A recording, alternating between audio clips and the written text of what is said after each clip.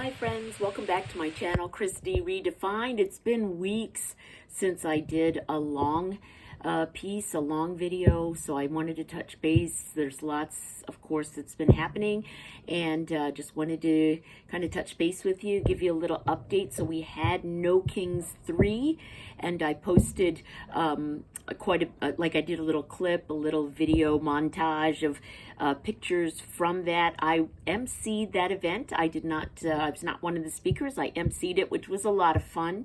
And we had between 800 and 900 participants, mostly American, not, I would say at least 96% Americans in the audience, and it was, in our view, a success. The organizers, I think our group of organizers, we felt it was really successful. There weren't any incidents that were negative, and all the speakers had very interesting points of view, talking about different topics. Lasted about an hour. And we gave out stickers to everybody. Amped Up is the group. Americans in Portugal United in Protest were the ones putting on or hosting the protest or rally. And then we gave out stickers, Amped Up stickers, to count the people in the audience. And so between 800 and 900 stickers were put out, and I feel that that's a really good number, given that it was between 8 and 9 million participants worldwide, according to the Indivisible and 5051 organizers in the mainland U.S. So I felt that it was a good. It was relevant, and we were able to add those numbers. So felt pretty good about that. What else has been going on? I haven't heard from my son in, I think it's been 8 weeks now. I think I last heard from him in February 6th, I think. So it's coming up on 9 weeks that I haven't heard from him. So I'm a real, habits and behavior-oriented girl. So I watch what your behavior is, and then I start getting a little panicky when things are, it's not predictable behavior. So around 8 or 9 weeks is when my son has reached out and talked to me. There have been horrible floods, really devastating and destructive flooding that has occurred in the state of Hawaii, on Oahu, and Maui, especially the town where I raised him, called Kihei. Really devastated by the flooding, and they're expecting another tumultuous flood again today.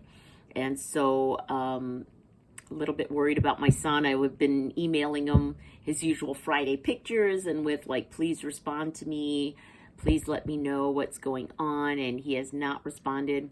One thing that I am super concerned about is that just yesterday, Aaron Parnas, the political reporter on independent media, stated that as of December of this year, they will do automatic registering for the draft. Now, an official draft has not been called. There's been no talk of an official draft being called for this illegal war in Iran, but they will automatically register any male between 18 and 26 who is eligible to serve in the military. And so my son is in that age range, and he's healthy, so I am in grave fear for him. And I emailed him such that I am afraid, and I don't know if he'll answer me back. He tends to be the type that hides his head in the sand when there's trouble. So I don't know if he's going to respond to me or not, but I told him that I am gravely concerned about this, and so we'll see. Hopefully he calls me or gets back in touch with me. So that's what's happening with my son, or not happening with my son. What's going on in my own personal life? Basically, I just took my Portuguese midterm exams. Pretty sure I either failed or just passed the grammatic part of the exam, and maybe even the comprehension part of the exam, listening and reading comprehension. I have hit my level. I think I've hit my capability, in the Portuguese language. I hate to be a person that gives up, but I am a person that says, okay, like I can put my energy toward this and just flounder and flip around like doggy paddle, or I can backtrack and go back to a level of language where I was, where I felt competent in class and not be so stressed out so that I can concentrate on more political activity and my political activism in the late spring and all of the summer. That way I don't have to be panicked about, I'm not able to progress in B2, I'm getting bad grades, and I'm failing the tests. I'm going to go back to A2. I know, people, go ahead, poo-poo me. I'm going back to A2 so I can regain my confidence in the language and keep learning the language and get the fundamentals down really, really well. I know it's my third time going through A2, and that's okay. That's fine. Might even be my fourth time going through A2 if you include the summer that I took A2 level. So it's okay. That's what I've decided, so I don't get stressed out. Okay, admittedly, one day I broke down and started crying in front of my professor. I took her aside and was trying to tell her that I'm really frustrated and I just can't remember all of the tempos verbais, which is the verb endings. There's like 90 verb endings for every single verb, and I just can't. My mind will not swallow and remember all of the endings of every single verb I've ever learned. So I just started. I was super frustrated that day, and I told her I'm just frustrated. We've got kids in here who are 19, 20 years old who are able to progress through material, and I can't even remember the basics. Like, it's all getting mixed up in my head. So she was like, just calm down. We know you're having a tough time, and we'll keep progressing. Don't give up. And of course I won't give up. I love going to class. I actually love going to class. I love learning. I love going to class. I love my professors. I love being in the university setting. I just can't learn this language. And so I'm going to go back to A2 starting in next year, starting next school year.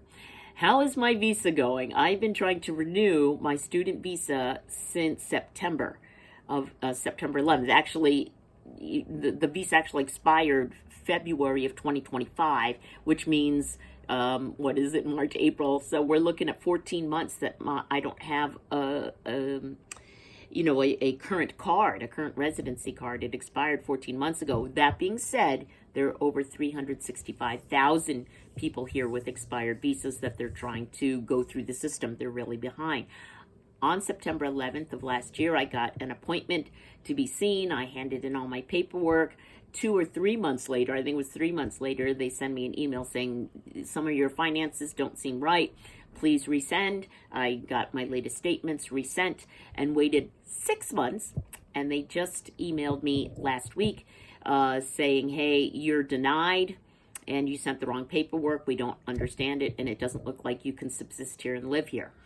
And so, and forgive my hair. I just jumped out of the shower like literally 10 minutes ago, so my hair is still wet. But in regard to the visa, I got in touch with my lawyer and I said, hey, this is what's going on. And she said, yep, pretty typical. When they don't understand your financial situation, they'll just deny you because they can't understand what you've sent.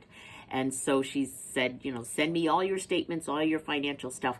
I will submit it with a cover letter saying I am representing you, and it should go much better after that. Lots of my clients have been through the same exact thing, and I feel confident. And she said, meanwhile, register for school for the upcoming year, because now it's almost, May 30th is the end of the school year, so they're going to be concerned with, well, we could say yes to her, but she's not even going to school. So she said, as soon as that portal opens to register for school, register for the full school year so we can show that you are registered to attend university for the whole year.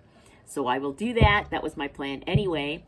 So she said now, because there's this back and forth, and they're now going through special investigators, or not investigators, but special representatives that look at these problem visas, your approval will take a lot longer. And she said, I hope you're not planning on traveling by airplane a lot to places, or outside of Portugal, and I said, no, not really, and I'll just stay here and travel around. She said, okay, because it could be problematic if your visa is pending.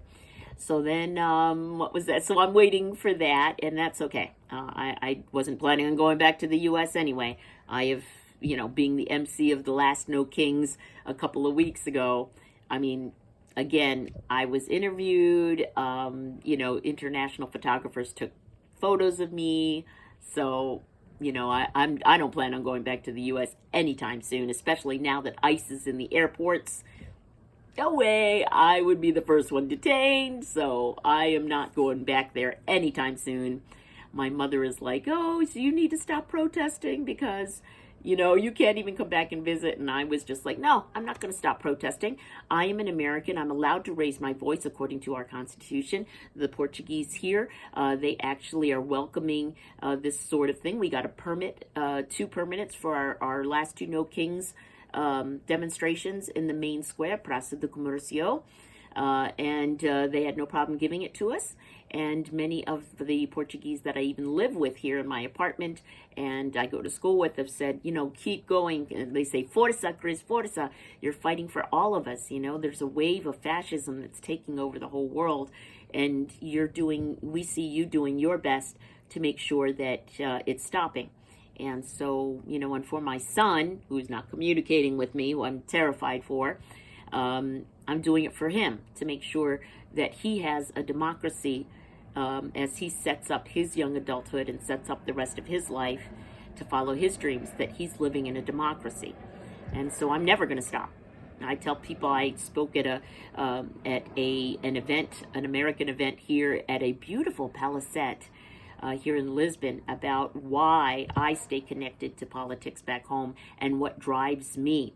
And for me, it's my son, and it's making sure that our democracy is intact for him to lead his life. And so that's why I'm doing it. And I was born in Philly. So the Constitution has been, a big part of my life, being a Philadelphian for all of my life. It's been, the Constitution's always been, a big deal for me. I worked for the U.S. Department of Labor, the U.S. government. So that is the latest update. I am looking at the rest of April and May to finish up school, and then I have the whole summer free to do political work, to travel all around Portugal. I'm going to see if I can get over to Germany. I lived there a long time ago in my early 20s, right out of college, and I would like to go there to visit. Or maybe I'll take a long train ride, through a couple of countries. We'll see. We'll see what I can afford, first of all.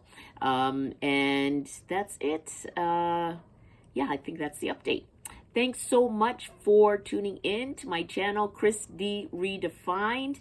And I hope you're enjoying the content. I'm just a single mom who has lost touch with her child.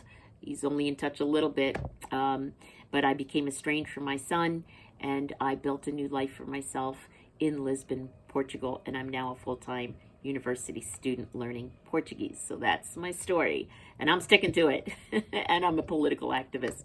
So if you like the content and you want to find out more, just subscribe, hit the subscribe button there, and I hope to see you again on my next episode.